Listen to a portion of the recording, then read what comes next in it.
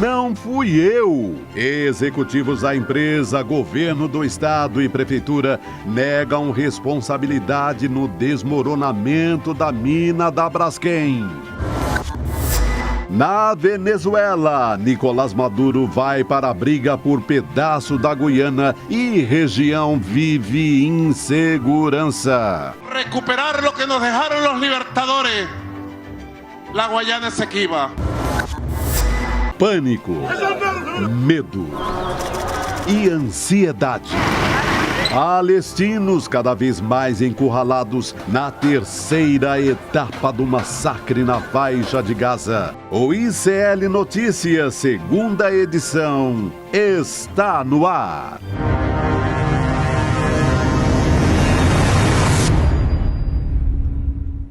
Olá, boa noite, seja muito bem-vindo, seja muito bem-vindo. ICL Notícias, segunda edição, está no ar. Boa noite para você que nos assiste agora nos canais do Instituto Conhecimento Liberta, Eduardo Moreira no YouTube e também no canal Com Brasil, que é uma rede de televisão por assinatura disponível em alguns canais de TV, operadoras, de TV por assinatura. Muito boa noite também para o meu querido Chico Pinheiro, nessa segunda-feira, 4 de dezembro de 2023. Boa noite, Gabi. Estamos em dezembro, mesmo assim. Chegamos. Coragem! Coragem, porque hoje é segunda-feira e tem uma semana inteira pela frente. O ano não acabou, não. E quando a gente acha que acabou, ainda acontece um monte de coisa que você nem imagina. Exatamente. Teve muitos meses, muitos novembros em novembro, E dezembro também promete ser um mês ainda, que a gente tem muita notícia. Hoje, por exemplo, por aqui, a gente vai falar em destaque sobre o caso da Braskem, essa possibilidade de desmoronamento de uma mina em Maceió. Vamos falar sobre o referendo do governo da Venezuela também, sobre a anexação do território da Guiana e a guerra entre Israel e os palestinos também. Depois do cessar-fogo, a gente entrou numa nova fase, a gente vai discutir sobre a gravidade dessa história que continua, infelizmente, Chico? Pois é, continua. E a gente antecipou essa história aqui. Exatamente. Mas o que continua é a indefinição de uma história. Olha, daqui a 3 meses, em março, dia 14 de março, vai completar 6 anos, não é 3, é 6 anos do assassinato da Marielle, da vereadora Marielle Franco e do motorista Anderson Gomes. 6 anos. Né? 6 anos, já descobrimos algumas coisas, mas ninguém sabe quem mandou matar Marielle. O secretário, por que eu vim com esse assunto? Porque o secretário de Segurança do Rio de Janeiro, recém-nomeado, ex-delegado da Polícia Federal, Vitor dos Santos. Vitor dos Santos foi escolhido pelo governador Cláudio Castro para assumir a Secretaria de Segurança, que tinha sido extinta lá no governo do Witzel. Cadê o Vitor? O Vitor dos Santos, era delegado da Polícia Federal e era o superintendente da Polícia Federal no Distrito Federal, em Brasília, no dia dos atos terroristas, das arruaças de 8 de janeiro. Sabe o que ele propôs, Gabi? Ele propôs que não houvesse prisão dos arruaceiros. E chegou a sugerir que eles ficassem em prisão domiciliar até se deslindar toda a história. Aí é fácil, No dia seguinte, ele foi removido pelo ministro da Justiça, da sua função, Ministério da Justiça. Depois ficou um tempo ainda no Rio de Janeiro, como policial federal que cuida da área de meio ambiente, e daí se aposentou. Agora, com umas certas confusões no Rio, que a gente deve se lembrar, não faz muito tempo, de confusão de governo com miliciano, e você não sabe até quando o miliciano está dentro do governo e até quando o governo está dentro dos milicianos, porque há ali uma promiscuidade de autoridades, de policiais, da área de segurança, com milícias. Ninguém sabe exatamente qual é a fronteira do crime dentro da estrutura de segurança pública do Rio de Janeiro. Que existe essa interferência, essa interface, nós sabemos que existe. Então, houve uma confusão ali e os milicianos, um grupo de milicianos, tocou fogo em mais de 30 ônibus, levou pânico ao Rio, o que fez o governador Cláudio Castro correr a Brasília, pedir ajuda ao Ministério da Justiça, né? O ministro Flávio Dino designou o Capelli, o secretário executivo, para acompanhar a história, apresentou ao governador do Rio o plano de segurança pública, recomendaram a ele que recriasse a Secretaria de Segurança, um lugar das secretarias mais necessárias do Rio. É o mínimo, né, Chico? É o mínimo para um lugar onde há tanta violência, não é? Que articulasse as ações da Polícia Civil com Polícia Militar e tal.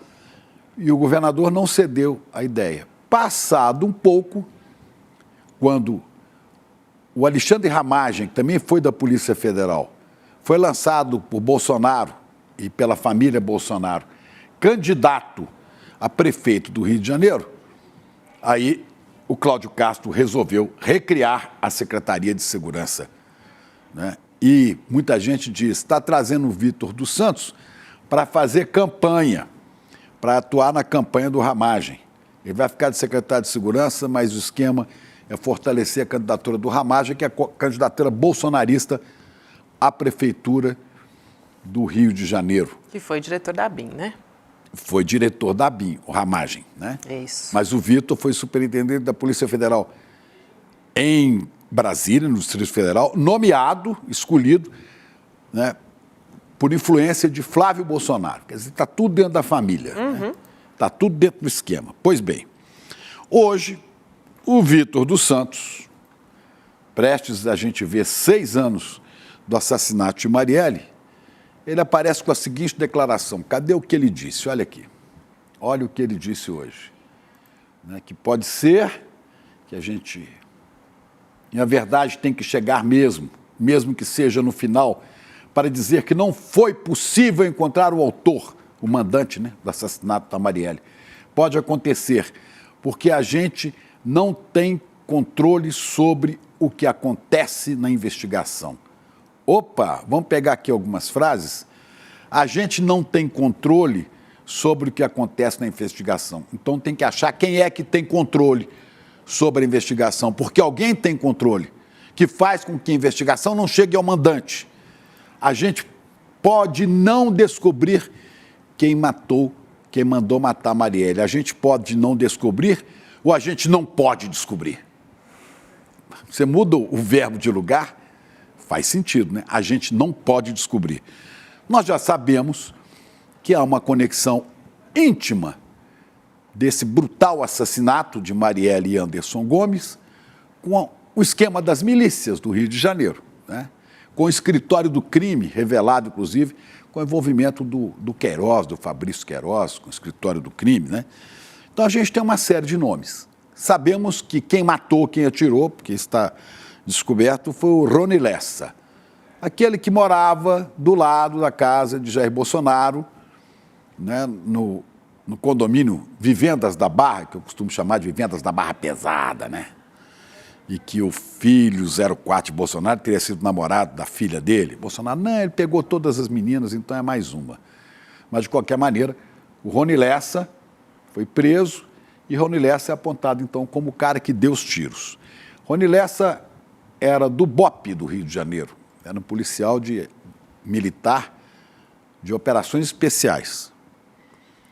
Quem dirigia o carro? Outro ex-PM, Elcio Queiroz, que também foi preso. Aí são esses caras, tudo cidadão de bem, tudo Deus, pátria e família. Olha aí.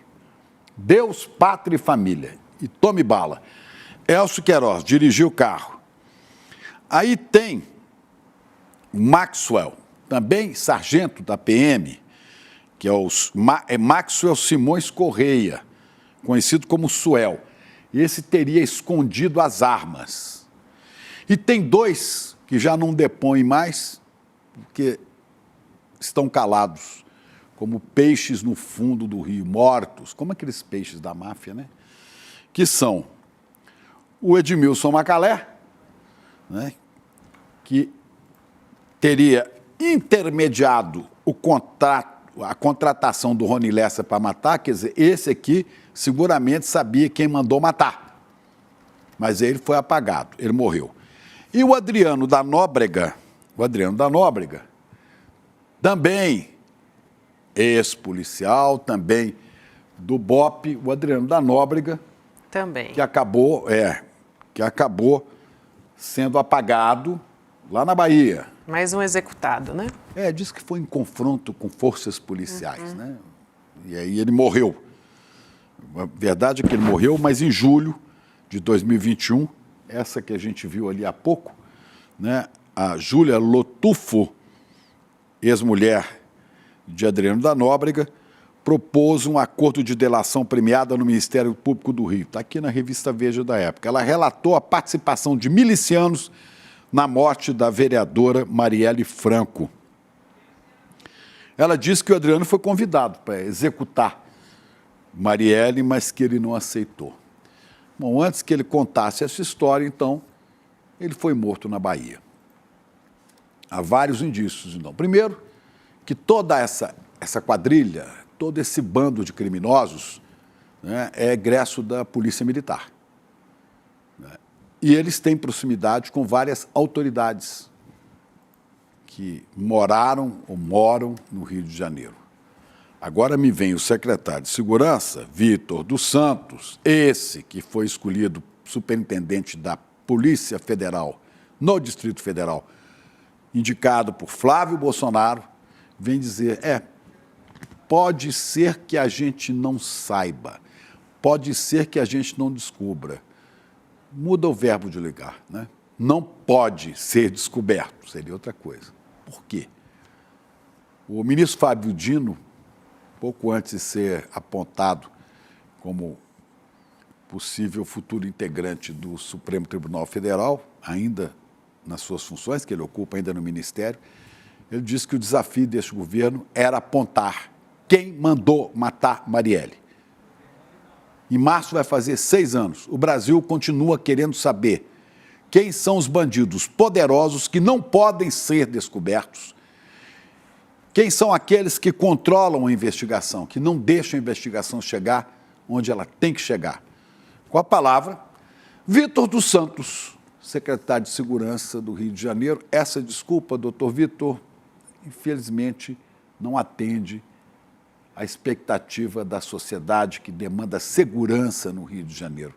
Nós queremos ainda saber, e o senhor está na função de quem tem que descobrir isso. Quem mandou matar a Marielle?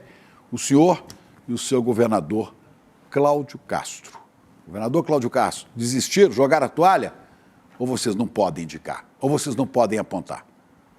O Brasil precisa saber. O mundo quer saber, porque Marielle se tornou um símbolo de luta da mulher negra, periférica, guerreira, um símbolo na luta por valores que andam em falta no poder deste país, nos poderes, né?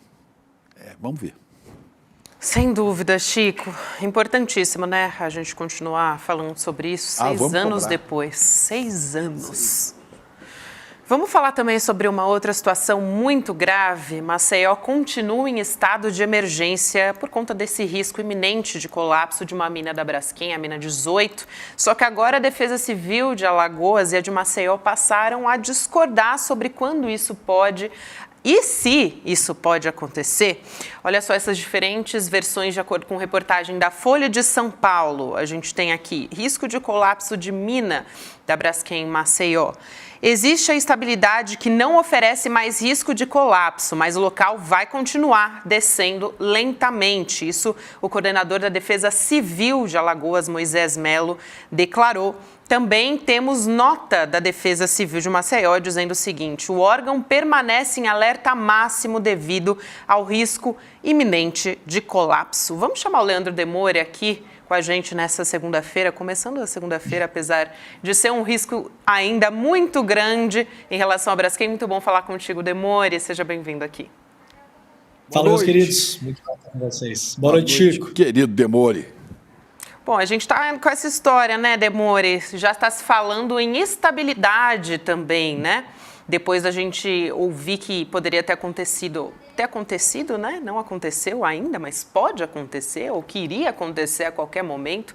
Qual que é a situação de momento agora, Demore? O que a gente sabe até agora, né, da medição que foi feita até ontem, né, Gabi, a região que estava na iminência do colapso, vamos lembrar só o seguinte, na sexta-feira de manhã, a própria Braskem, ela divulgou um comunicado dizendo que na sexta-feira de manhã, por volta das 6 da manhã, poderia haver o colapso total da área, né, um colapso rápido, digamos assim. Isso acabou não acontecendo e acabou que o bairro está baixando centímetro por centímetro. Nós temos até ontem, que foi a última medição que saiu, né, um afundamento de 1,70 m dessa região, né? Então vocês imaginem, né? A altura de uma pessoa, né? 1,70 m. Então dá para dizer que, de fato, a região está inviabilizada já.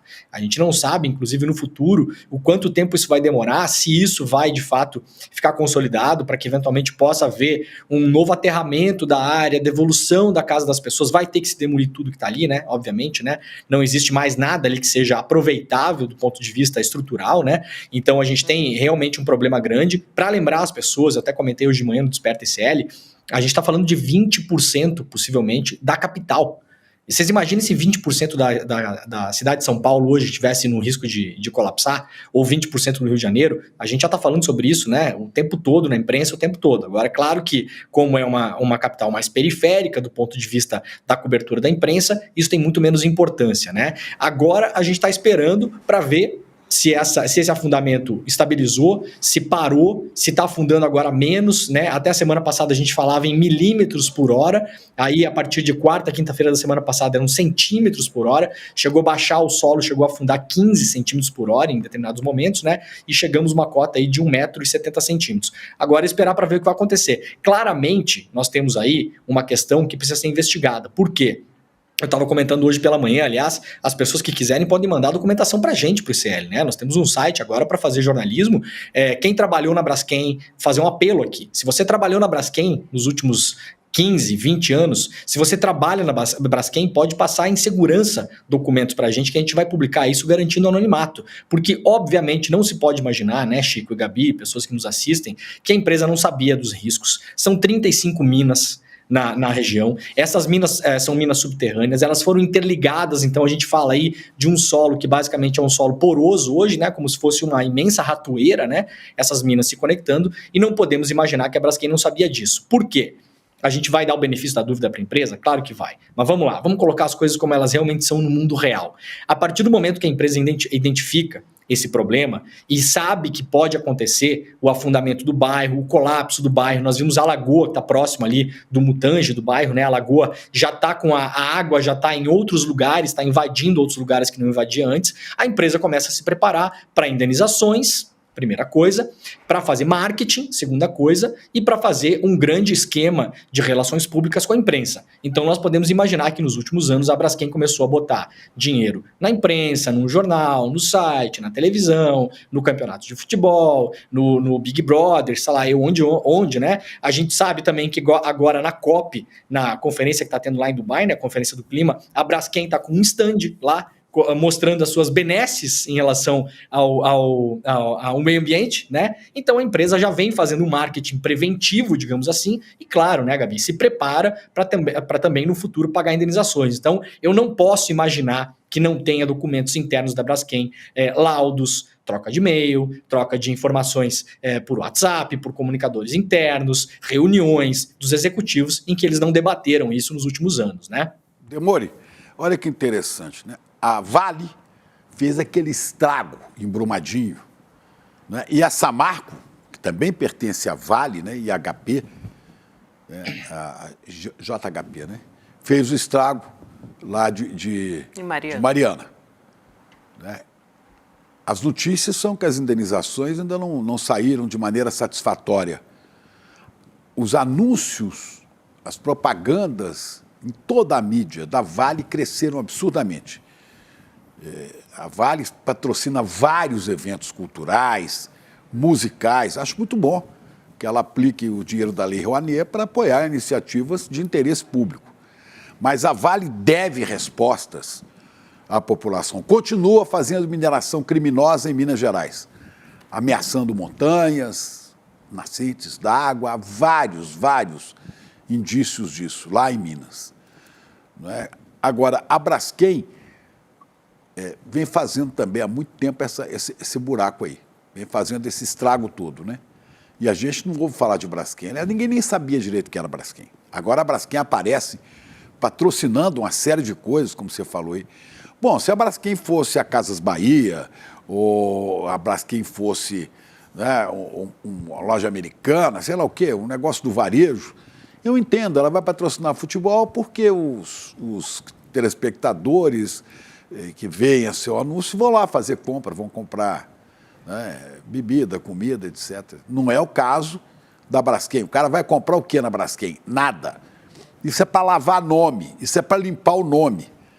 E olha, eu suspeito de que as indenizações, por maiores que elas venham a acontecer, se é que vierem a acontecer, né, elas não vão levar prejuízo para a empresa. Isso deve estar tudo quantificado já.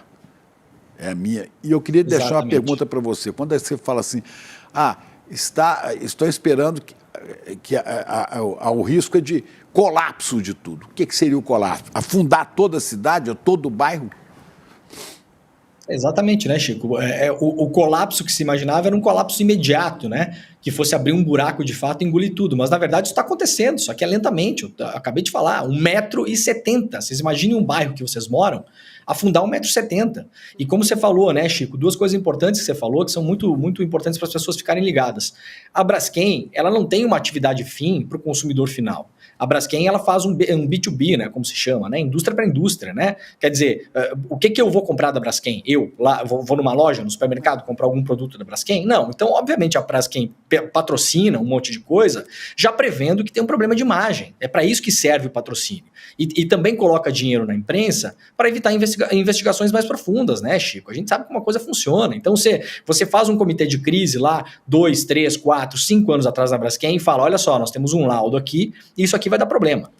Tem como reverter? Não tem como reverter. Já foi. Vai afundar o bairro, vai afundar 20% da cidade. Então a gente começa, né, literalmente a colonizar na imprensa com dinheiro, bota um patrocínio aqui, financia uma série de não sei do que, financia um filme não sei aonde, e aí você vai criando uma boa imagem da Braskem em relação ao público. E aí, claro, a hora que estourar, a gente vai ter as indenizações. Aí eu pergunto, né, Chico, como você bem colocou. Primeira coisa, essas indenizações vão ser pagas como?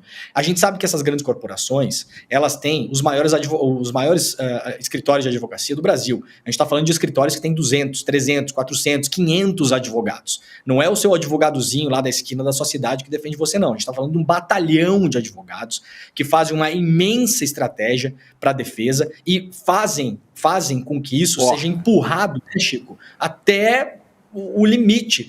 A gente sabe como aconteceu na Samarco. Pessoas vão morrer. E com advogados, né, Demório? Desculpe o termo, mas advogados que têm escritórios que têm ligação, né, de tráfego fácil em tribunais superiores, né, onde as coisas começam a ficar difíceis para andar, porque são pessoas muito poderosas.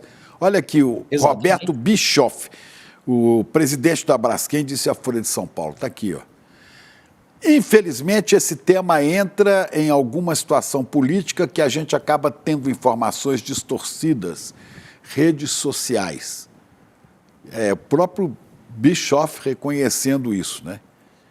Fala dele. Então, seria importante, então, né, Chico? Vamos fazer aqui um convite para o Roberto Bischoff, que ele abra as comunicações do Conselho, da Braskem nos últimos 10 anos, os e-mails que foram trocados entre diretores. Transparência. Que tem, né? Transparência, vamos lá. O senhor está preocupado com o ruído de rede social? A gente está falando bobagem aqui? Então eu faço um desafio aqui ao presidente da Braskem. Abra a comunicação toda do seu conselho de administração, do seu CEO com seus conselheiros, com seus técnicos, abra os laudos. A gente quer saber todos os laudos. Vamos fazer um Vaza Braskem? Vamos fazer isso então? Eu vou falar de novo. Você trabalha na Braskem? Você trabalhou na Braskem? Passa a documentação para a gente. Eu tenho certeza absoluta que isso foi tratado dentro da Braskem em sigilo e que tem muita coisa que a gente não sabe. E aí, Chico, o problema das indenizações é o seguinte. Primeiro que com o batalhão de advogados, essas empresas vão empurrar isso até o limite, porque é o que elas fazem. Elas vão levar isso para daqui a 3, 4, 5, 6, 10, 15 anos. É o que a gente vai ver. As indenizações em geral são insuficientes. E aí eu pergunto, Chico e Gabi, qual é a indenização suficiente para alguém demolir a sua casa? Existe indenização suficiente para isso? Tirar você do bairro onde você nasceu, a casa que o seu pai construiu, né? Que a sua mãe construiu, que o seu avô financiou lá no BNH, sei lá o quê, você mora lá, 70 anos a sua família mora num lugar, num bairro onde você está acostumado. Você teve que abandonar em 10 minutos.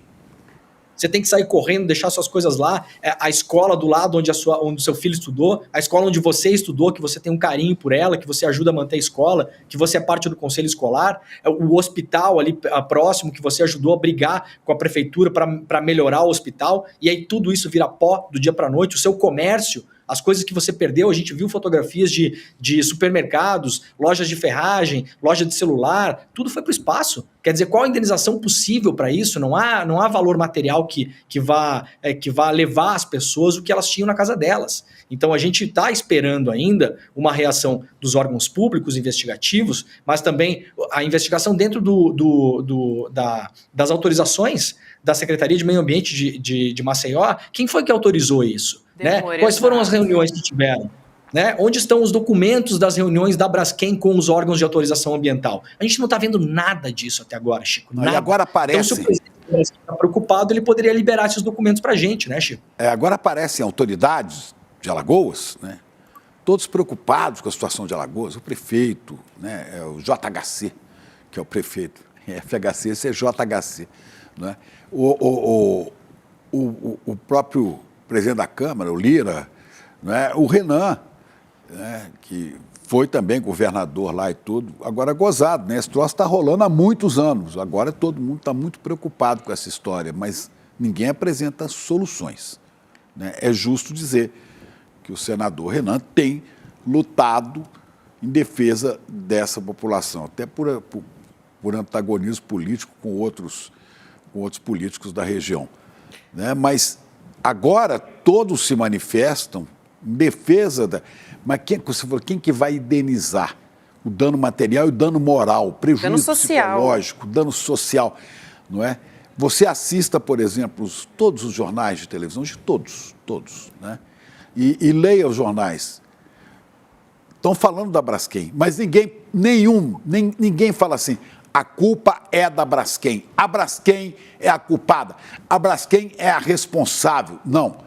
Assim, o problema da tragédia urbana que está acontecendo lá em Maceió, né? Nas minas da Braskem, mas ninguém fala assim, a Braskem está provocando isso, né?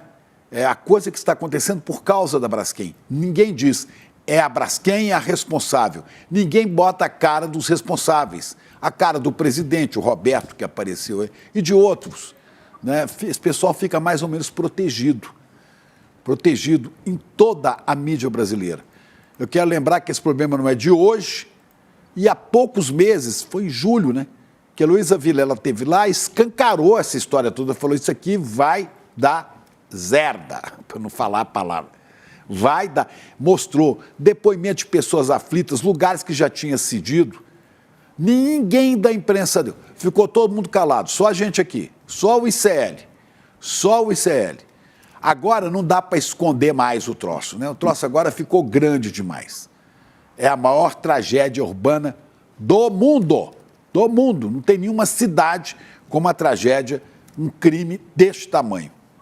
Infelizmente, se a gente não apertar toda a sociedade, o resultado disso chama-se impunidade. Quem vai pagar são as vítimas. Vamos falar quem manda na Braskem, né? A gente entrou nessa pauta. Quem são os donos? A Nova Honor, que é da Odebrecht, na verdade, é dona de 38,3%. Petrobras, 36,1% e o resto está no mercado. É uma empresa meio pública, meio privada. É isso, né, Demônio? Economia mista, né?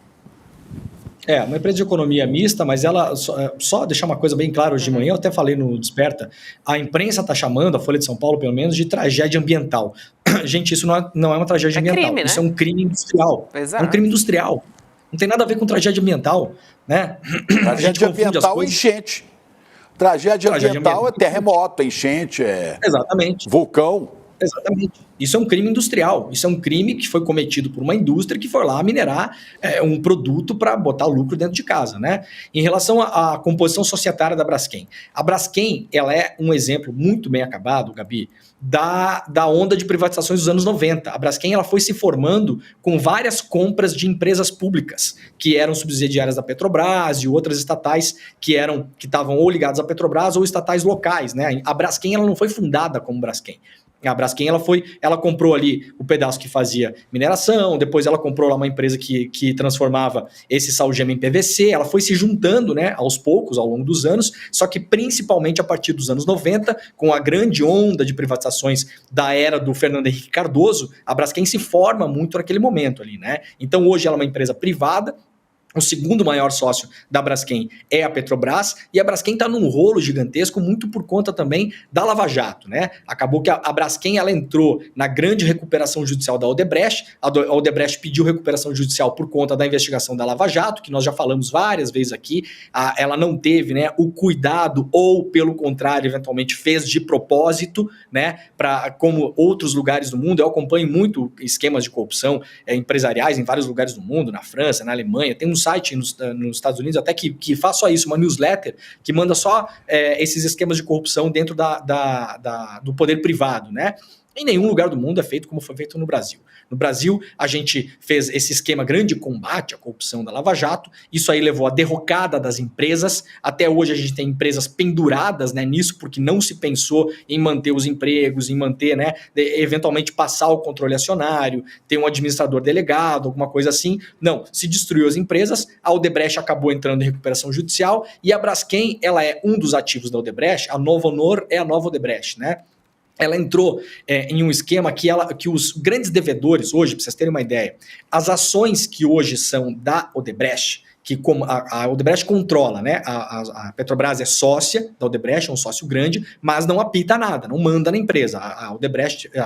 Braskem, de fato, uma empresa controlada pelo capital privado, né? Só que essas ações hoje, Gabi, elas não estão em poder da Odebrecht. Elas foram colocadas em poder temporário dos bancos, que são os bancos que estão cobrando da Odebrecht. A Odebrecht pediu recuperação judicial, começou a bloquear várias contas, né? Na recuperação judicial você congela o pagamento de contas. Então, vários bancos brasileiros, BNDES, Banco do Brasil, Itaú, Santander, se não me engano, são os principais. Hoje, eles não são os donos das ações da Braskem, mas as ações estão na mão deles temporariamente. A Braskem não pode, a Odebrecht não pode se desfazer disso sem um acordo com os bancos. E os bancos querem sim que a Braskem se desfaça dessas ações e venda para alguém. Apareceu um comprador nos anos atrás, um comprador holandês, uma empresa holandesa, privada também. Essa empresa depois decidiu se retirar do negócio e agora parece que há um fundo, né, dos Emirados Árabes, para variar, os Emirados Árabes comprando empresas do ramo de petróleo no Brasil, né, não parece por acaso também, que se coloca aí como grande comprador. Pode ser que esse negócio seja fechado nos próximos tempos. Então o capital que hoje é da Odebrecht passaria para esses árabes e o dinheiro da venda não cairia no caixa da Odebrecht, mas iria direto para os bancos que são os grandes devedores. Então é um grande rolo também que envolve aí, né, a maneira atabalhoada, no mínimo, ou proposital, como desconfiamos, que a Lava Jato operou em cima dessas empresas do setor de petróleo, gás e construção civil no Brasil. Demore, só aqui para acrescentar, né? Hoje eu entrevistei uma arquiteta, urbanista, ela tem um livro, ela é coautora, na verdade, de um livro bastante importante, o Rasgando a Cortina de Silêncios, do lado B da exploração do sal-gema de Maceió, Isadora Padilha, e ela trouxe informações muito relevantes que tanto ela quanto o outro autor do livro, Cláudio Vieira, investigaram, são especialistas, né, nessas questões envolvendo a Braskem. Inclusive, ela está em Maceió, ela mora em Maceió, então está acompanhando essa situação de perto, e ela falou sobre como especialistas já estavam monitorando isso há bastante tempo e que havia uma chance de 70% de ruptura abrupta. E aí a gente estava falando na semana passada sobre uma chance, né, de efeito dominó, e não se fala mais em efeito dominó, mas na verdade que essas outras minas também teriam essa chance de 70% de ruptura. Então é extremamente grave. E também outra coisa que ela ressalta é que 70% das minas, e aqui a gente estava falando da Vale, a gente estava falando da Samarco também, são projetadas, né, foram projetadas atendendo a critérios mínimos de segurança. Então, quer dizer, visando a ganância, né, o dinheiro, e não pensando nos custos para o meio ambiente, para a vida das pessoas, né, o custo social de tudo isso. Então, mineração em área urbana, ela foi muito taxativa, não deve acontecer. Alice, mesmo que da forma correta, vamos dizer assim. Mas a gente fez ali o monitoramento de qual seria o custo mínimo. Não tem que acontecer. Se tem um custo, não deveria acontecer. Eu achei muito importante as falas da Isabela, ela foi entrevistada para o Em Detalhes, vai ao ar amanhã às 10h30. É muito importante para a gente entender alguém que realmente conhece, que mora ali e que está acompanhando de perto essa situação. Pois mineração em área urbana, como é que é? Não deve acontecer. Fala isso com Belo Horizonte, pelo amor de Deus. Belo Horizonte tem a Serra do Curral. Exato. Né? Com uma dúzia de mineradoras cavando tudo ali, detonando. Olha, eu morava perto da serra e toda manhã tremia a casa, tremia, era dinamite que eles estavam, né? E hoje com apoio de governo e tudo mais. Só para... Isso. Chico, uma vez eu fiz uma entrevista com o Ailton Krenak, bem no comecinho da pandemia, e aí estava entrevistando ele, no meio da entrevista ele estava em casa, né? E eu estava na minha casa, no começo da pandemia, no começo das lives, né? E aí, no meio da entrevista, ao vivo, tem um apito de um trem atrás, e ele falou, tá ouvindo isso aqui, ó? Isso aqui é o trem da Vale, que está comendo a montanha aqui perto da minha casa. O Ailton Krenak, no meio da entrevista, meu camarada, falando, olha aqui o trem da Vale, estão comendo todas as montanhas de Minas Gerais. Pois é. Há vários poemas do Drummond, inclusive, do caso Drummond de Andrade, falando dessa tragédia, desse trem que come tudo, o maior trem do mundo. A tragédia. A tragédia criminosa, como você diz. Exatamente. Não é tragédia ambiental, tem nome. Mas vamos voltar nosso olhar aqui para a nossa América Latina. Falar de Venezuela. Mais de 95% dos eleitores que participaram de um referendo nesse domingo agora na Venezuela sobre Essequibo, o território que o país reivindica da vizinha Guiana, apoiaram essa proposta de criar uma província nessa região que é rica em petróleo. E o presidente Nicolás Maduro comemorou essa história. A gente tem o vídeo a respeito disso. Vamos assistir para a gente discutir aqui.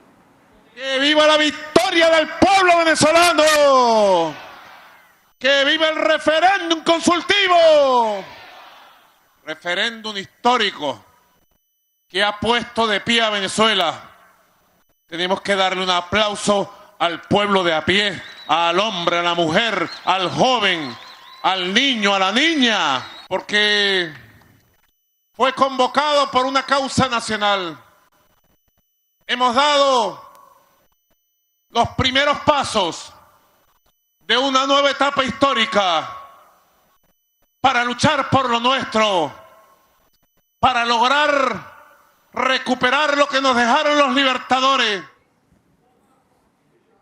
Vamos dar uma olhada nessa área que a gente está falando, Essequibo, na parte superior ali da Guiana, e a gente consegue visualizar melhor do que a gente está falando. Olha aí, para quem está nos acompanhando. 70% do território da Guiana.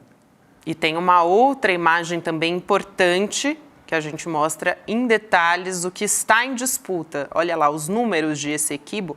Acho que seria legal, né, Chico, dar uma detalhada, talvez, em pé. Pois é, olha aqui, essa parte.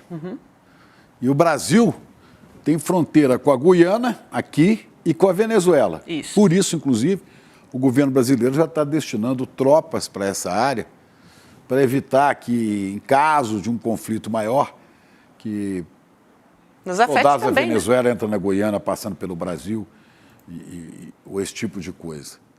O que está em disputa é esse território. Olha o tamanho da Guiana e olha o tamanho da área reivindicada pela Venezuela. Essa briga aqui já ocorre há mais de 100 anos, mas estava adormecida, era um vulcão adormecido. Por que isso levanta agora? Porque descobriram que aqui tem a maior quantidade de petróleo per capita, por cabeça. É uma quantidade imensa de petróleo nessa região, né? São 160 mil quilômetros quadrados, é maior do que a Inglaterra, essa área. Tem uma população de 120 mil pessoas e o petróleo é explorado pela ExxonMobil, que é a Esso. Lembra da Esso? Né? Aquela do tigre, do meu tempo antigo. Né? Agora, você fala assim, a quem atende esta briga agora? Eu acho que atende muito a campanha do Maduro, viu, Demore? A campanha do Maduro. E talvez por isso o presidente Lula tenha dito que nós não precisamos agora, nesse momento, é mais confusão. Né? E falou com ele, e falou assim, e é bom esse pessoal baixar o facho.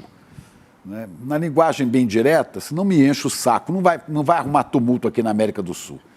Mas é o que está aparecendo. Eu estava vendo as perguntas que foram feitas nesse plebiscito para justificar a reivindicação do território. Se você tiver aí, Demore, conta para gente, senão eu vou pegar as perguntas ali. São perguntas absolutamente capciosas. Não tem como você ler aquilo e não responder, estou de acordo. Né? 20 milhões de pessoas podiam votar, votaram 10 milhões, com 90% de apoio à reivindicação do território. Esse é um primeiro passo. O segundo é o senhor Maduro tentar inventar uma guerra com a Guiana, né? E aí, se montar a guerra com a Guiana, os Estados Unidos, que são doidos para mexer com guerra, vão baixar ali para defender a Exxon, e aí você tem um tumulto criado, generalizado. Não acredito que ele vá chegar às vias de fato, como não acredito que os Estados Unidos vão entrar nisso de cara. Já tem, como diz o Lula, já tem confusão demais no mundo. Agora, que não me agrada essas coisas do Maduro, mas nem um pouco, viu? Diga, Demore. A Venezuela tem uma situação complicada política, né? A gente tem que levar em conta sempre que foi um país que foi muito massacrado pelos Estados Unidos nos últimos anos, né? Com os boicotes. A Venezuela é um país que vive basicamente de exportação de petróleo. É a maior, só a Venezuela, sem essa região de Essequibo. A gente está falando dessa região de Essequibo ali, são 300 quilômetros de costa e esse petróleo é muito explorado offshore, né? Aliás, é o mesmo petróleo que vem daquela banda oriental que se diz que quer explorar no Brasil também, né? Lá em cima na Foz do Amazonas, né? Vem tudo desse mesmo veio, né? Mas na prática, vamos parar para pensar um pouquinho aqui, tá? O que acontece com a Venezuela nos últimos anos? A indústria petrolífera da Venezuela, ela foi dilapidada e destruída muito, muito, muito por conta dos boicotes dos Estados Unidos. Os Estados Unidos não só parou de comprar petróleo venezuelano, como congelou dinheiro da Venezuela. A Inglaterra congelou dinheiro da Venezuela também. Reservas em ouro que a Venezuela tinha na Inglaterra foram congeladas, né? O que a gente poderia chamar, né, o Chico de roubo, né? As grandes potências foram a roubar dinheiro da Venezuela, na prática. Tentaram inventar o Guaidó, não conseguiram fazer a ideia colar, aquela coisa toda, e aí a Venezuela tem um problema hoje, assim, vamos supor, Chico, eu também concordo com você, eu acho que é só campanha eleitoral, o Maduro está precisando criar um fato, isso é um fato importante. Só um detalhe, primeiro, 10 milhões... Só um detalhe, né, a oposição ao Maduro, a turma do Guaidó, também apoia essa questão, porque isso é uma questão que une os venezuelanos. Claro, né? É lógico. Mas aí você tem um problema, Chico, que é o seguinte, a Venezuela vai dizer o seguinte, não, tudo bem, essa área aqui é nossa, né, porque há várias convenções e é uma briga centenária mesmo, né, houve várias arbitragens, essas arbitragens nunca muito a contento e aí nos anos 80 se chegou a uma conclusão de que essa é uma disputa em aberto, né, não se deu ainda a vitória para nenhum dos lados, né. Agora, vamos supor o seguinte, Chico, a Venezuela, se ela toma conta dessa área de Essequibo, ela não tem condição de procurar petróleo ali, Chico. A indústria venezuelana, ela não consegue. A Venezuela hoje tem a maior reserva conhecida de petróleo do mundo, mas ela está muito longe de ser o maior produtor de petróleo do mundo. Por quê? Porque a indústria venezuelana, ela foi dilapidada nos últimos anos. Muito por conta também, claro, como eu falei, né, do boicote dos Estados Unidos. Os Estados Unidos não só fazem um boicote, para as pessoas que estão acompanhando, não é só uma questão assim, de fazer um boicote de não se comprar mais, né, o petróleo venezuelano. Mas há um boicote do seguinte, se você é um país que compra petróleo da Venezuela, você acaba sendo bloqueado em vários negócios com os Estados Unidos. É como é feito em Cuba, é como os Estados Unidos fazem negócio. Os Estados Unidos não é que eles fizeram um bloqueio com Cuba dizendo o seguinte, não, nós, Estados Unidos, não negociamos mais com Cuba. Qualquer navio que aporte hoje em Cuba para fazer comércio com Cuba, ele não pode aportar no porto dos Estados Unidos por vários meses. Então, ninguém mais baixa em Cuba, porque sabe que não vai conseguir um negócio com os Estados Unidos, que estão entre os maiores compradores do mundo. Agora, o que eu vejo é um movimento eleitoral do Maduro. O Hugo Chávez já tinha feito a rememoração dessa disputa, né, como movimento eleitoral também. O Maduro vai precisar desse movimento eleitoral. Claramente, esse plebiscito, 95%, parece, né, Chico, que houve um boicote das pessoas que não foram votar, que é o que tem acontecido na Venezuela nos últimos anos também, e a gente espera que pelo menos isso fique só na retórica eleitoral. Não se imagine que vai haver algum tipo de invasão armada no território da Guiana, né? Espera-se, porque se houver, vai espalhar para a América Latina toda e abre-se uma porta também para os Estados Unidos, tudo que a gente não precisa, né, Chico? Aportar um porta-aviões no Mar do Caribe, lá em cima, um porta-aviões norte-americano com 20 caças de guerra em cima, e a gente tem uma tensão militar na América Latina que justamente é tudo que a gente não precisa nesse momento, né? Exatamente, a gente acompanha com preocupação. Não sei. Olha as perguntas do plebiscito.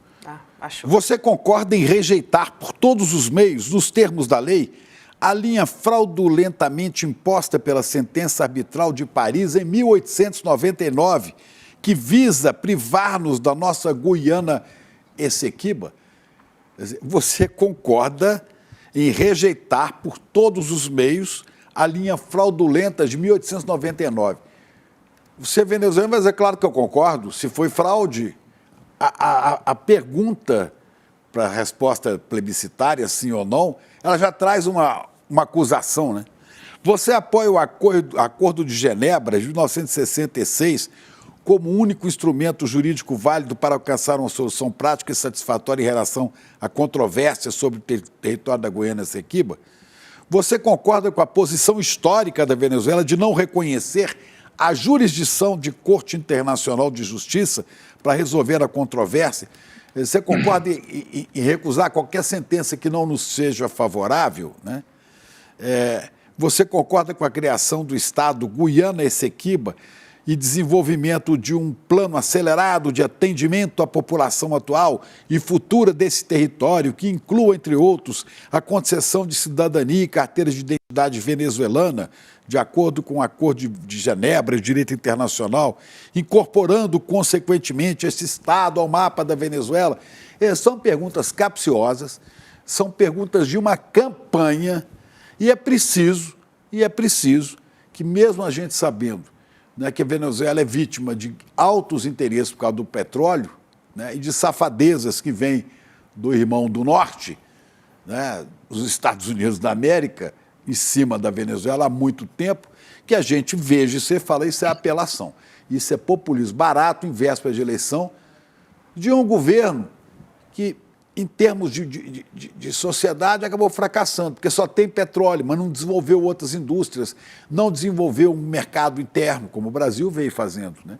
Hoje o venezuelano passa por muitas privações. E mesmo na Venezuela, Chico, para as pessoas só terem isso em mente, né, teve um grande atrito com os Estados Unidos nos últimos anos, teve esses bloqueios que foram fundamentais para afundar a economia da Venezuela. A gente não pode esquecer nunca disso, né? Uma economia ela nunca acaba em si, né? Mas mesmo lá, agora, as empresas americanas voltaram a extrair petróleo na Venezuela. Então, assim, não é que nós estamos aí num mundo preto e branco, né? É um mundo cinza. Não. As empresas americanas também estão operando na Venezuela nesse momento. O John Kerry, no ano passado, visitou a Venezuela, né? Para fazer comércio do Biden, né? Assustado com a guerra Ucrânia-Rússia, né? De faltar... Voltou a comprar petróleo. Gás, não, vamos comprar petróleo. Voltou por interesse comercial, acabaram com o bloqueio da Venezuela, né? Agora, a pior coisa que pode acontecer com o povo venezuelano é se meter numa guerra agora, né? A pior coisa. Isso aí virá uma faixa de Gaza do planeta, mais uma. Nem fala. Nem fala em voz alta isso, Chico. Pois é. Para não atrair. Demore, obrigada por hoje. Essa semana a gente se vê de novo. Um beijo, querido. Boa semana para você. Valeu, gente. Até amanhã. Até. Beijos. Beijo. A gente continua por aqui, agora voltando para o Brasil, para a gente falar da nossa política e de treta também. O ex-candidato à presidência da República pelo PDT, lembra dele? Ciro Gomes, deu um tapa no rosto de um homem que o chamou de bandido. Isso aconteceu na noite de ontem, domingo, durante um show de samba em Fortaleza, lá no Ceará. Olha aí a cena, a gente está assistindo. Vamos chamar o Guga Noblar para a nossa mesa. Tem o áudio? A gente tem o áudio. Garrafa plástica, Itapi, que rouba a população sem ser preso. Fazer no dia a dia, no nosso momento de lazer, também pode ser um momento de consciência. É que a gente tem um caos, né, nesse vídeo. Mas o cara chega para ele com o celular... Chama de bandido, assim, né? como é que chama o cara que rouba a população sem ser preso? O Ciro diz assim, não sei o quê. Quem é o cara? Eu falei, é você, bandido. Aí toma um tabefe. Ele foi pedir, né? Que história é essa, hein, Guga Noblar, que tá aqui com a gente? Tava demorando, né, para ter uma treta dessa. Eu achei até que demorou, viu, com o Ciro. Pois é. Boa noite, Gabi. Boa noite, Chico. Essa audiência maravilhosa. Ciro Gomes, quando a gente ouve falar dele muitas vezes, é nesta situação. Ele acaba caindo em provocações. O Ciro Gomes, ele virou uma espécie de escada para haters, para militantes acabarem lacrando e aparecendo e usando a imagem dele para ganhar mídia. E o Ciro, ele pelo jeito não consegue largar esse tipinho esquentadinho dele. É muito fácil fazer com que o Ciro siga aquele roteiro que você imagina na hora da provocação. E ele seguiu e ele deu espaço para mais uma pessoa se promover às custas da imagem dele. É muito ruim para o Ciro Gomes isso. Ele é craque em cair em provocações. O tempo inteiro ele passa por esse tipo de situação. Graças ao Ciro Gomes, por exemplo, o Arthur Duval, Mamãe Falei, ganhou um espaço muito grande na mídia, porque dizia que tinha levado um tapa e levou. Muito fraco. Perto desse tapa foi um tapinha. Não foi nada, né? Agora o Ciro, pelo jeito, ele tá praticando esse tapa e agora o tapa tá pegando com mais jeito, né? E pelo jeito ele esqueceu que tava numa roda de samba, achou que tava numa roda de capoeira, foi lá e deu esse tapão no rosto desse garoto, que é um garoto trans, é um menino, é um jovem trans, se diz trans, enfim, e foi ali e provocou o Ciro Gomes no pé do ouvido dele, e claro que se tratando de Ciro Gomes, a reação é essa aí que a gente está vendo. Ô Guga, só uma questão, né? É claro que ninguém pode concordar que uma pessoa que já ocupou os cargos que ocupou, uma autoridade, né, saia dando tapa na cara de garoto. Não é para concordar, de jeito nenhum. Mas o cara foi provocar. Demais. E foi para lacrar, porque agora é esta droga que você tem, né, nas redes digitais, que o sujeito vai lá, grava essa brincadeirinha sem vergonha que ele fez, esse pilantra desse menino, né, e provoca o cara. Dependendo do espírito que você está na hora, você mesmo, cara, olhar na sua cara, chegar no seu ouvido e falar assim, você é um bandido, essa é uma reação humanamente coincidente. Ele não deu um tiro, não deu um tapa na cara. Mas caiu na provocação. Hoje em dia...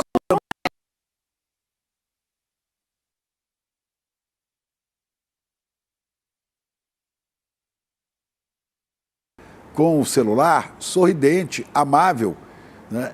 O cara toma um susto, que às vezes a reação acaba sendo essa, que não devia ser, mas acaba sendo. E o idiotazinho, o menino, o provocador, posta isso nas redes, fala assim, aí, peguei o cara. Isso é uma mania, né, que precisava acabar. Eu não gosto, pelo conjunto da obra, não gosto das bobagens que Ciro andou fazendo na política, desde aquela viagem para Paris, vocês se lembram, né?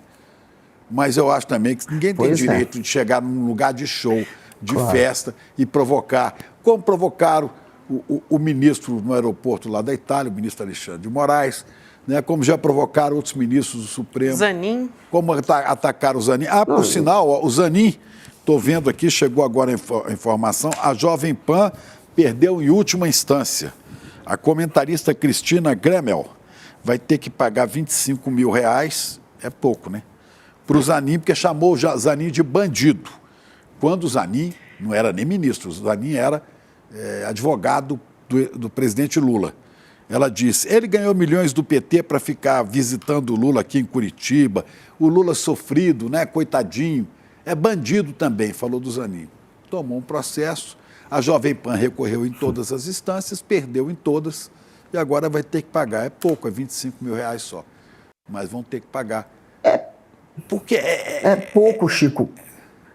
Diga. É pouco, Chico, você tem razão. Mas é pouco, mas pelo menos vai doer no bolso da Jovem Pan e talvez um caminho, porque no momento que você responsabiliza também a rádio e não só o comunicador pelo que foi vinculado ali, no caso, um ataque gratuito, uma fake news, não há nenhum tipo de investigação que corra contra a reputação do Zanin nesse sentido aí, principalmente, de corrupção.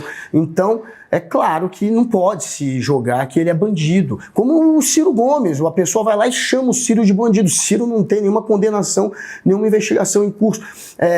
Então, na hora que você vai lá para cima da rádio, a rádio sente. E a Jovem Pan, ela não gosta de perder nenhum centavo. No momento que você aperta ali no bolso, e só funciona apertando no bolso, aí sim tem uma chance de mudar. Ela tem essa uma moça, multa acho aí. que ela nem faz mais parte. Ela tem uma multa de Eu acho 14 que ela nem milhões faz- para pagar. E o risco de perder a concessão, por outros motivos. É verdade. E uma outra comentarista, É que me foge o nome agora, na semana passada, né, disse que o Flávio Dino só está indo para o Supremo porque deve ser na cota dos obesos. Aí a Jovem Pan, já assustada, falou, agora eu vou tomar outra traulitada aqui. Correu, botou lá o Fernando Capeça, aquele que foi do Ministério Público, foi deputado, né? E hoje é comentarista lá da Jovem Pan, para pedir desculpas ao ministro e falar que a Jovem Pan tem nada com Foi uma isso. convidada, né? A Jovem Pan depois pediu Uma desculpas, falou que foi uma comentarista. convidada. Né? Mas tá cheio desses convidados fascistoides lá, né? É isso. E ela é convidada, mas eu acho que ela é colunista do Poder 360. Já essa Cristina, ela era da Jovem Pan e hoje ela é da Revista Oeste. Então, assim, são Do pessoas que Velho estão na Oeste, mídia, a revista não do é, tiroteio? Ela tá A lá revista com aquela coisa lá. A revista do Velho Oeste, do tiroteio, a pistoleira aqui, Pois é. pistoleira ali. Bandido, mocinho. Gazeta, né? Tem o Gazeta também, tem a Gazeta do Povo, que se eu não me engano também está indo para essa linha. Esse pessoal está tentando ficar na sombra da Jovem Pan, né? Você vê que tem uns veículos que querem pegar a sobra do bolsonarismo, porque é muita audiência. E são poucos veículos que têm credibilidade, nenhum, na verdade, com credibilidade, se coloca como porta-voz dessa extrema-direita aqui do Brasil. E aí tinha essa rádio que tentou agora mudar um pouco o viés, porque está perdendo muito dinheiro de publicidade também. E aí vem esses outros que querem se aproveitar aí desse limbo que está a comunicação da extrema-direita e querem se aproximar desse público que está agora um pouco órfão, já que não tem mais essa rádio que abraçava como abraçava antes a extrema-direita. Ainda abraça, mas não como antes. E aí você vê que surge no lastro disso a Oeste, a Gazeta, aquela Gazeta lá que fica no Paraná, que eu acho que é a Gazeta do Povo, que acabam tentando, claro, lucrar em cima do bolsonarismo. Enfim. A comentarista... Não estamos ouvindo o Guga? Guga, eu estou te ouvindo. Um eco. Estamos com um eco aqui. Tem um eco. Que coisa. Será que estamos ouvindo? Não, acho que o Guga está nos agora eu tô ouvindo ouvindo. normalmente, Agora tá. mas Agora eu tô seguimos ouvindo, agora aqui. eu tô. Sim.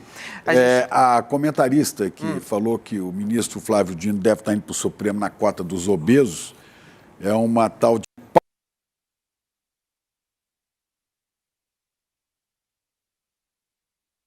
tomar Fez uma mais essa. justificativa, né? Aí botou na conta da Paula Schmidt, que é de Santa Catarina, se não me engano. Paula Schmidt. Diz que é jornalista Paula Schmidt. também. Bom, gente, vamos seguir com outras questões políticas aqui. Teve uma história muito curiosa nesse domingo, na verdade, né? Ontem, então, o presidente em exercício Geraldo Alckmin, porque Lula está viajando, fez uma visita para o ex-governador de São Paulo, João Dória. Gente, vocês lembram que o Dória, há alguns anos, chamou o Alckmin de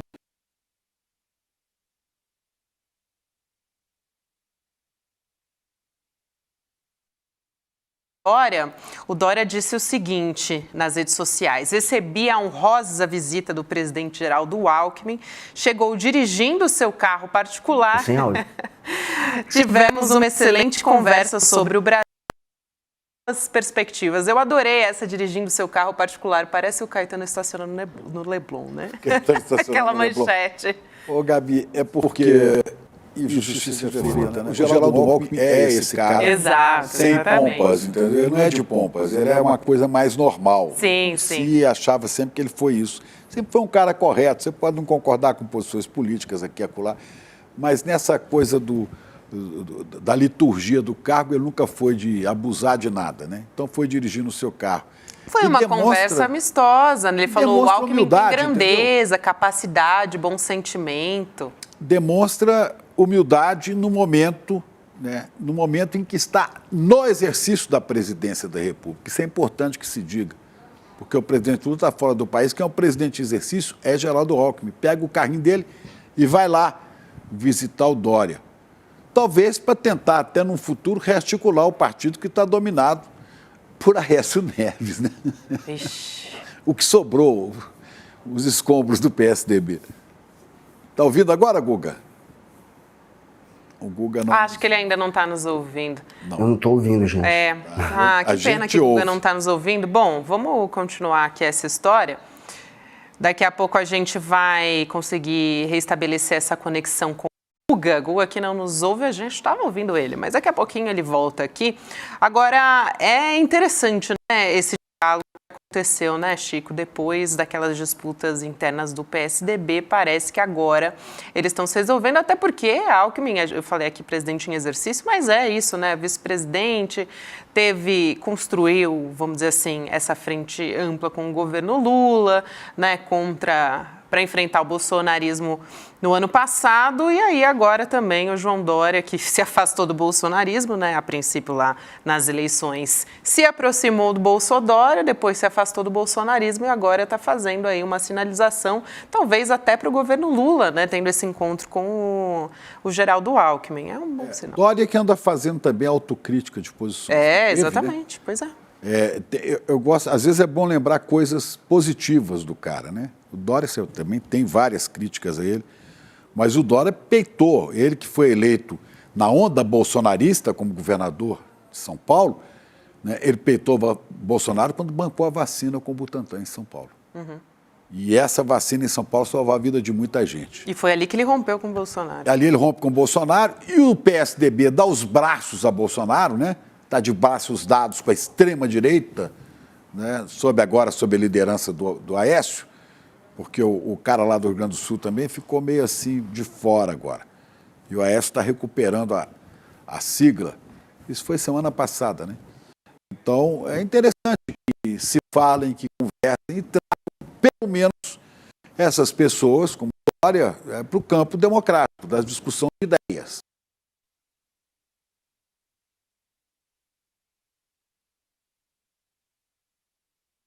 Ouve agora? Olha ele aí. Guga daqui a pouquinho. É que tivemos um spoiler de Guga no estúdio, eu achei que a gente já tinha recuperado contato com ele. Vamos seguir por aqui. A gente vai falar sobre a auditoria do TCU pedindo a devolução dos presentes oficiais de Bolsonaro em 15 dias, Chico. A área técnica do Tribunal de Contas da União propôs para o ex-presidente Bolsonaro que ele... Propôs não, né? Ele é obrigado a entregar num prazo de 15 dias os itens que ele...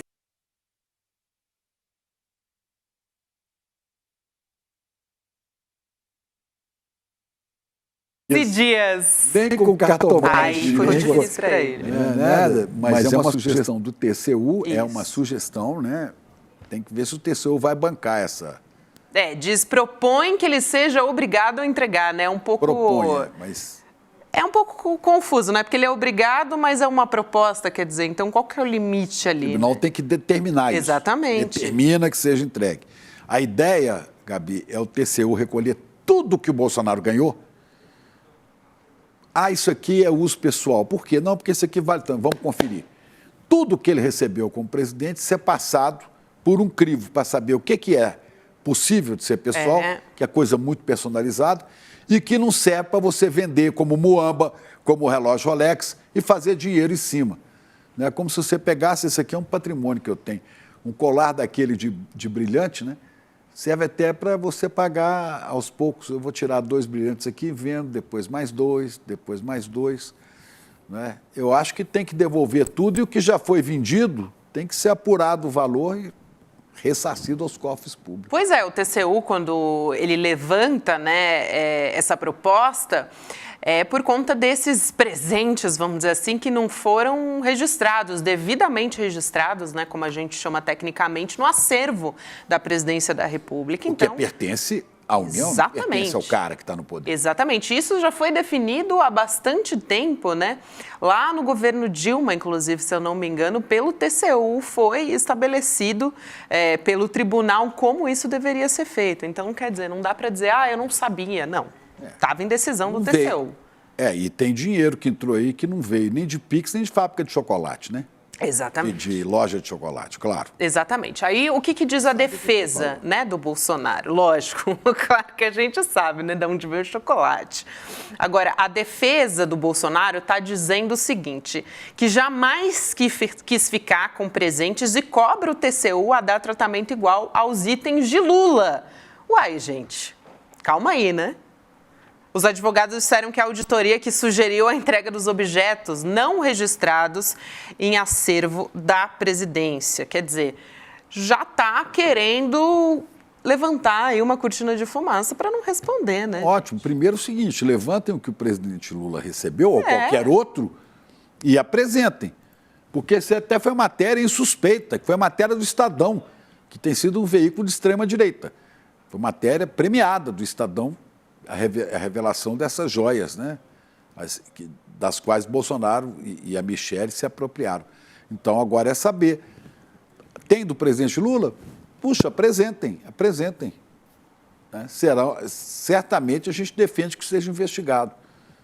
Mas essa aí está aí, ó. Eu quero saber o que o general Cid, o pai do Mauro Cid, estava vendendo lá fora, o que o Vacef foi buscar, o que já sumiu e foi vendido e ninguém sabe, o Rolex, né? Exatamente. Tem o Patek Philippe, tem um Esse Rolex. daí tá sumido, né? A gente Tá não sumido, teve notícia. mas tem que ver. Entrou dinheiro? Entrou 50 milhões, 60 milhões, sei lá. Onde é que foi o dinheiro? Vamos ver se a gente consegue ter uma resposta um pouco mais concreta nesses 15 dias ou se a gente vai ficar só na... Agora, a gente vai mudar um pouco de assunto aqui para falar novamente, né, a respeito da Braskem, porque a gente tem o Alexandre Saraiva, doutor em Ciências Ambientais, o delegado da Polícia Federal. Doutor, muito obrigada. Foi perseguido por Bolsonaro lá na Amazônia, quando defendia a Amazônia. Doutor Saraiva, boa noite. Boa noite, seja muito bem-vindo, doutor. Prazer falar contigo. Um prazer meu. Boa noite, Gabriela. Boa noite, Chico. Boa noite a todos os amigos do CL. E temos aí no Brasil, nas questões ambientais, um problema atrás do outro, né? Situação gravíssima. Graves, né? Situação gravíssima em Maceió, doutor, onde uma mina da Braskem pode entrar em colapso a qualquer momento. A gente vem falando disso há muito tempo, inclusive desde o início desse programa. A deputada Sâmia Bonfim, do PSOL de São Paulo, acionou a Procuradoria Geral da República para investigar a responsabilidade da Braskem pelos danos sociais e crimes ambientais causados. Isso a gente chamou a atenção aqui também. A parlamentar também solicitou que a empresa tenha as atividades suspensas, perca os incentivos fiscais e a participação em linhas de crédito.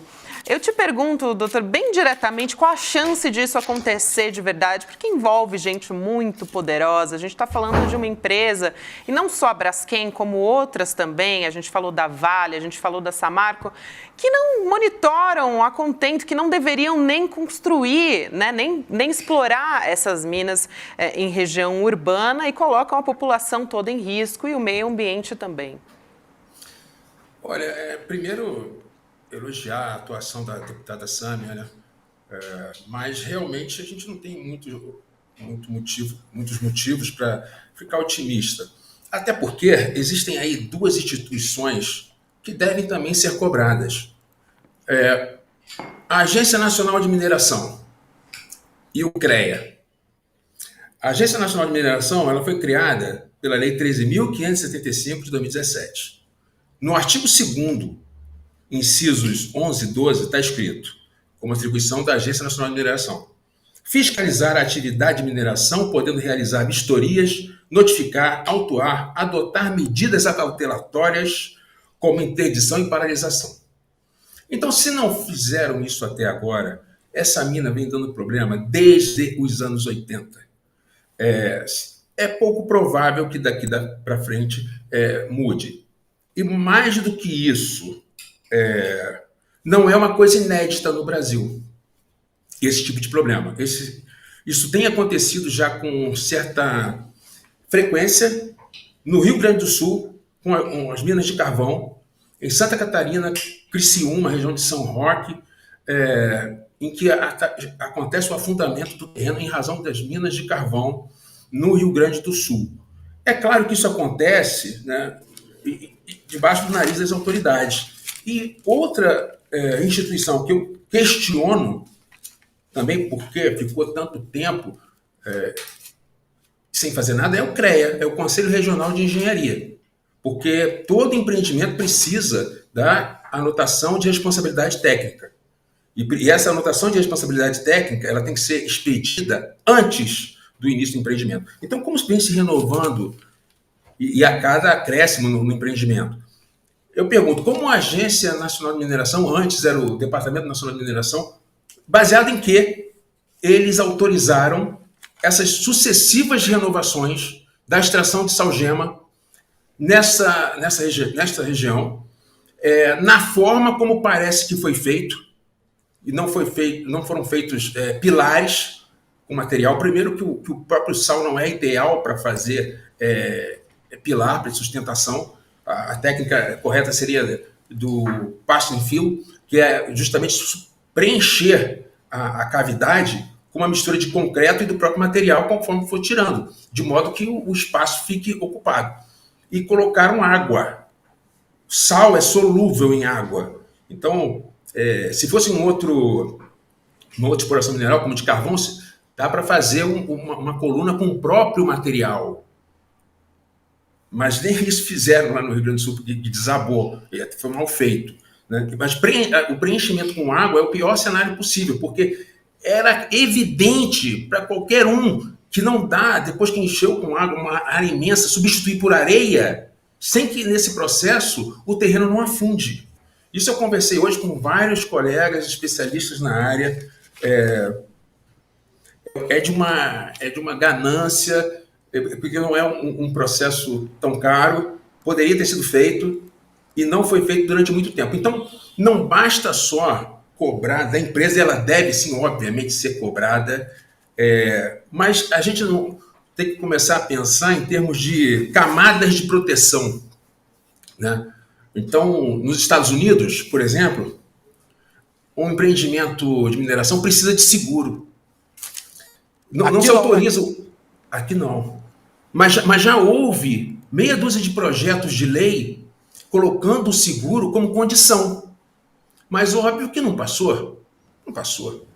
E como que vai passar? Voltamos àquela questão da tal bancada que não representa os interesses do povo, representa o interesse de quem financiou a campanha. Mas a empresa não pode doar. A empresa não pode doar, mas pessoas físicas ligadas a essas empresas fazem as situações. Doutor Saraiva, e é impressionante como essas empresas de mineração, eu tenho conversado muito sobre isso com ambientalistas de Minas Gerais, que é o estado tomado por mineradoras,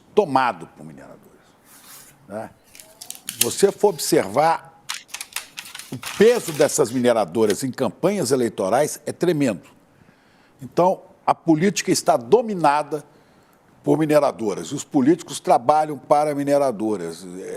É absurdo o que acontece ali e as coisas, as investigações, as punições não evoluem, né? Minas, agora, inclusive, eu estava conversando com o professor Daniel Neri, um professor federal lá de Minas, que está concluindo uma tese de mestrado agora, no mês de dezembro, na Unicamp. A tese dele chama O Terrorismo de Barragens. Eu falei, mas o que é isso? Ele falou, é o seguinte, você mesmo deu a notícia esses dias que uma barragem da Vale pode estourar sobre uma cidade chamada, uma pequena comunidade chamada Santa Rita Durão, e pode trazer prejuízo a muita, pode soterrar gente, casa e tal. O que é que acontece? Ele falou, muitas vezes, não está dizendo exatamente desse caso, mas tem vários casos de terrorismo, que a empresa, no caso, fala assim, olha, aqui há um risco de desabamento, incentiva que a notícia saia para tirar as pessoas que estão a jusante, que estão abaixo das barragens, porque tirando, o terreno fica livre para elas minerarem ali também. Eu quero até chamar esse professor para uma entrevista aqui, para ele contar o que ele já investigou e já descobriu disso. O livro dele deve sair agora em dezembro, que é quando ele defende essa tese de doutorado na Unicamp. Quer dizer, a gente está dominado por isso. É mineração na Amazônia, é mineração da Braskem, é mineração em Minas Gerais, é carvão no sul do país E eu não sei de ninguém realmente punido por esses absurdos. A Amazônia está cheia, né? Você já viu alguém ser punido de fato por isso? Em Minas, Vale, Samarco, etc. Não estou te ouvindo. É mais fácil a autoridade ser punida, né? O delegado é a prova disso, né? Quando o senhor tentou pegar essas pessoas, né, o que aconteceu? Eles têm uma cobertura muito grande. Eu acho que uma palavra-chave para a gente começar a resolver o problema a palavra-chave é transparência. É transparência do processo de concessão da mina. É transparência do processo de exploração. A sociedade tem que ter acesso a isso, mas ninguém tem acesso, é uma caixa preta. Então, quando a gente fica sabendo, é quando o terreno já está afundando.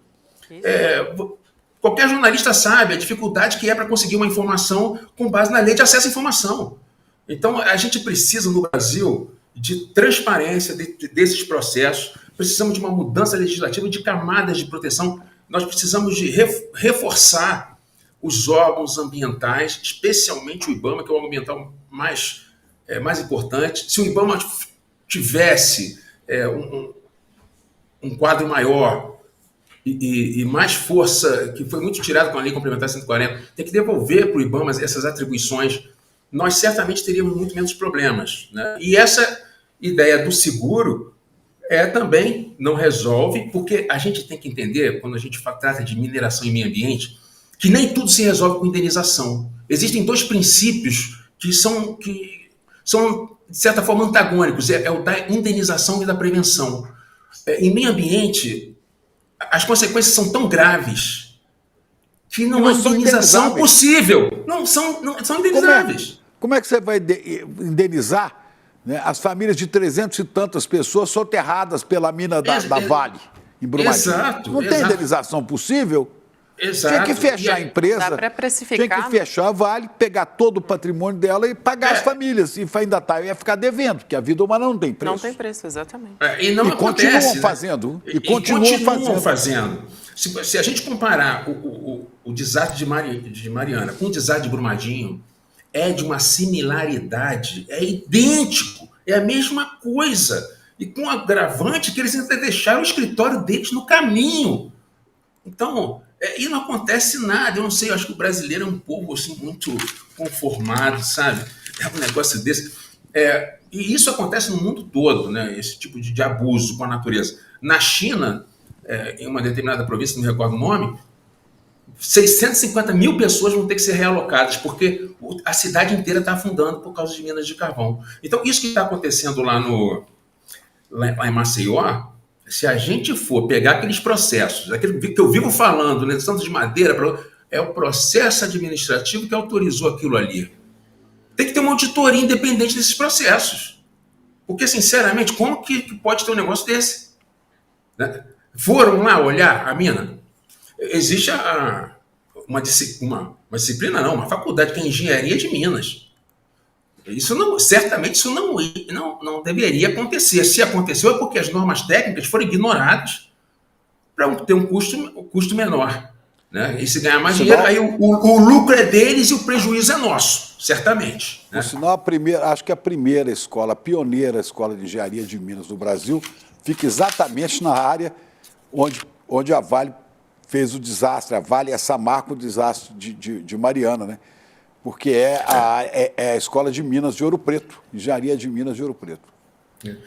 E tem uma ilusão de achar que as empresas, que elas vão cuidar, não vão. A produção se sobrepõe à proteção do meio ambiente. Isso aí, se tiver que colocar em risco, vão colocar. Então, o Estado tem que fiscalizar muito de perto esses empreendimentos. Não é que não tem que existir, é importantíssimo o desenvolvimento, mas se não for bem feito, é um tremendo tiro no pé. No final, você vai fazer as contas e você está no prejuízo, você está pior do que antes.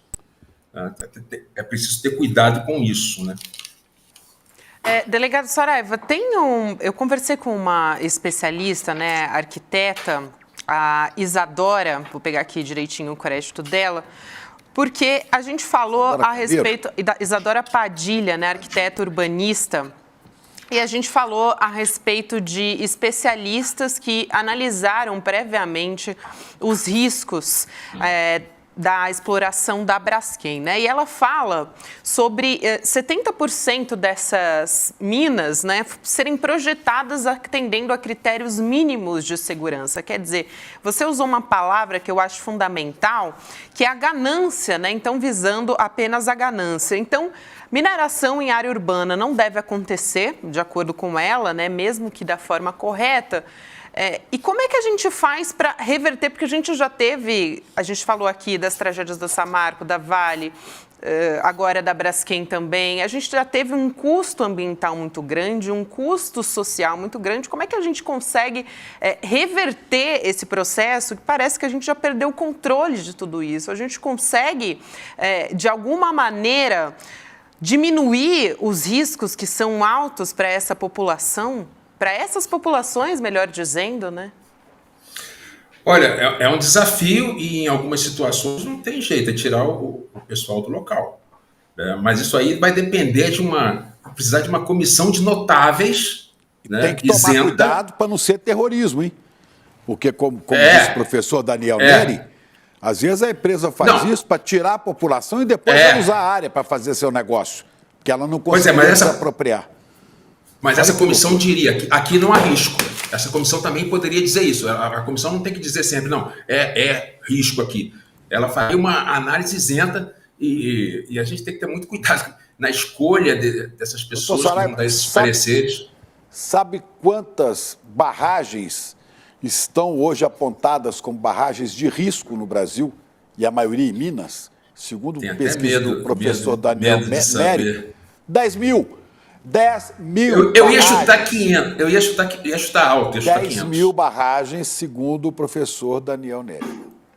10 mil barragens. Agora ele falou, muitas e muitas dessas realmente não oferecem risco mais, mas permanecem como risco para a hora que a mineradora se interessa por usar a área abaixo dela, da barragem, ela faz um terrorismo, as pessoas saem, ela se apropria da área.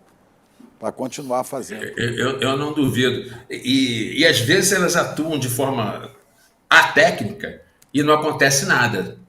Mas o fato de você ter feito errado e não ter acontecido uma tragédia não quer dizer que sempre que você agir daquele modo não vai acontecer, né?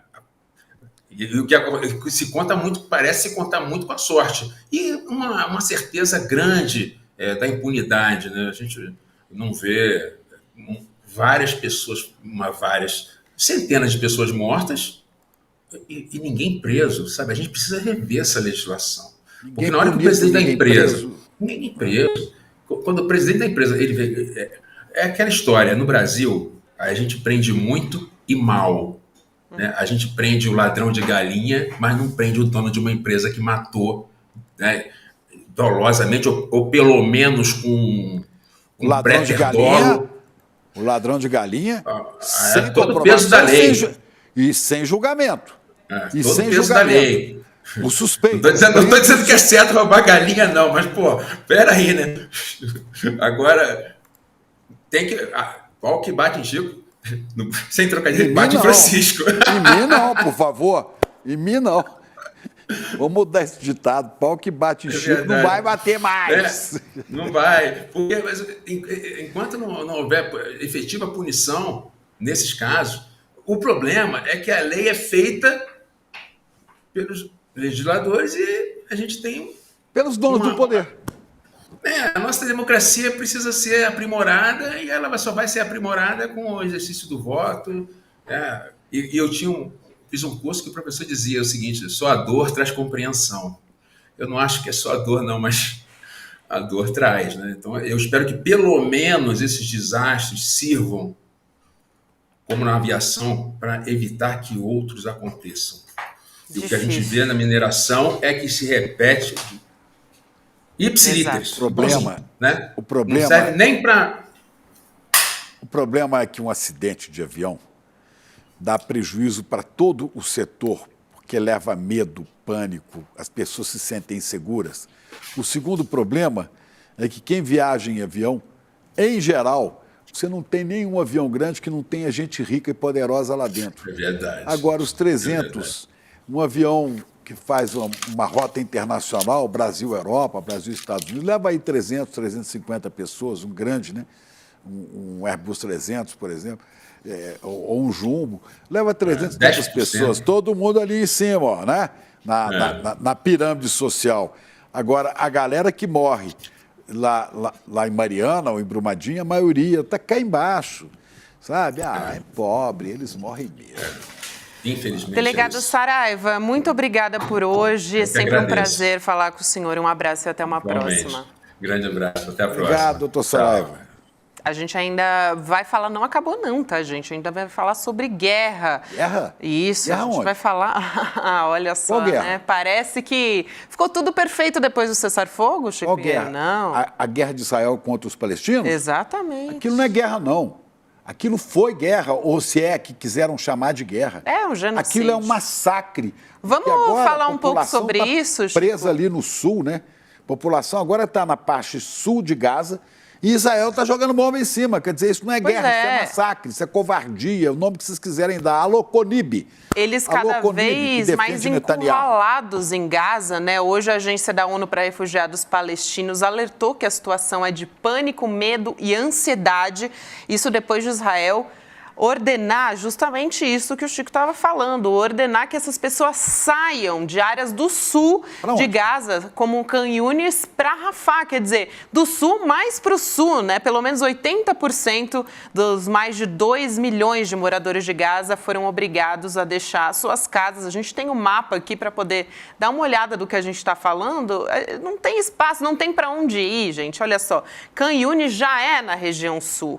A gente falou no início, né, depois do dia 7, Israel mandou que os palestinos deixassem o norte da faixa de Gaza. Eles tiveram que se deslocar em meio a uns bombardeios. Agora ordenou que deixem Khan Yunis para Rafah, que é justamente a fronteira com o Egito.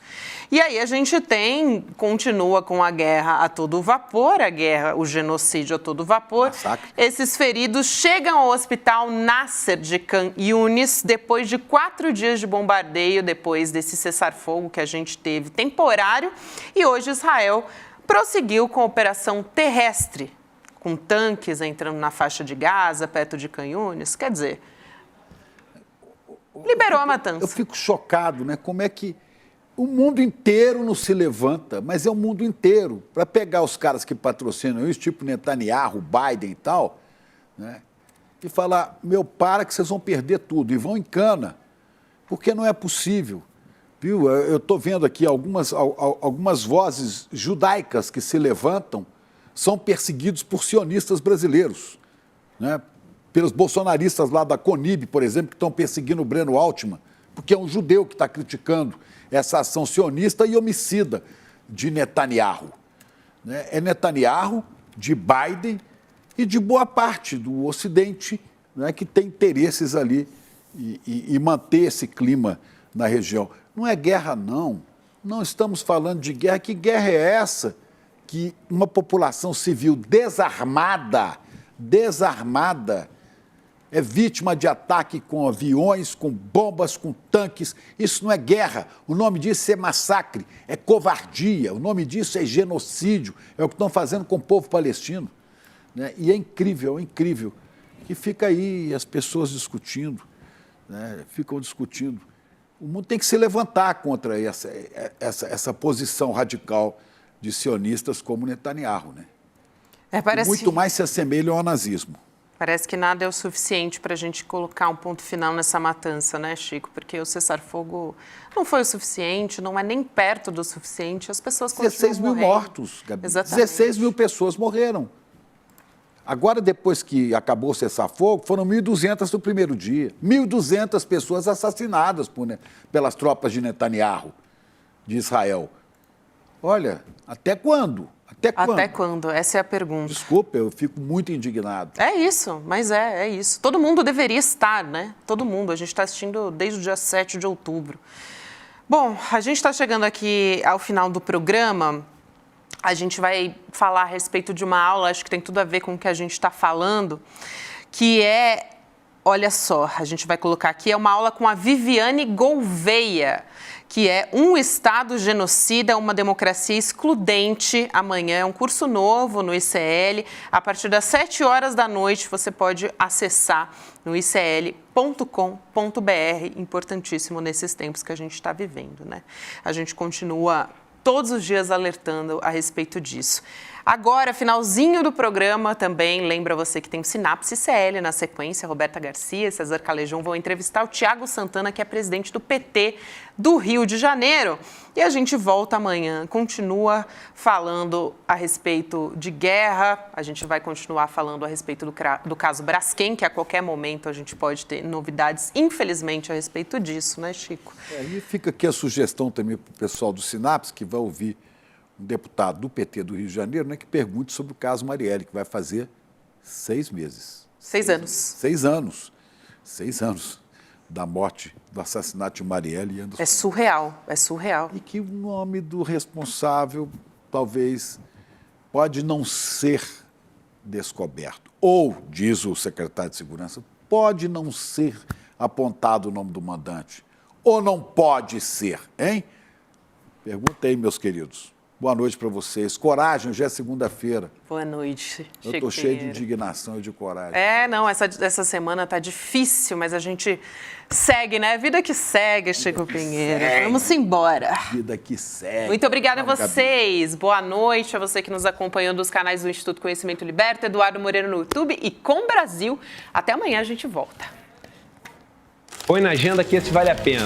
17 de dezembro, domingo, às 8 horas da noite, Eduardo Marinho, filósofo das ruas, sucesso da internet, das redes sociais por suas reflexões e textos, vai dar uma aula para o Instituto Conhecimento Liberta. Para você participar dessa aula ao vivo e que não tem replay, clique no link aqui em cima ou aqui embaixo e se inscreve agora, gratuitamente. A gente se vê lá.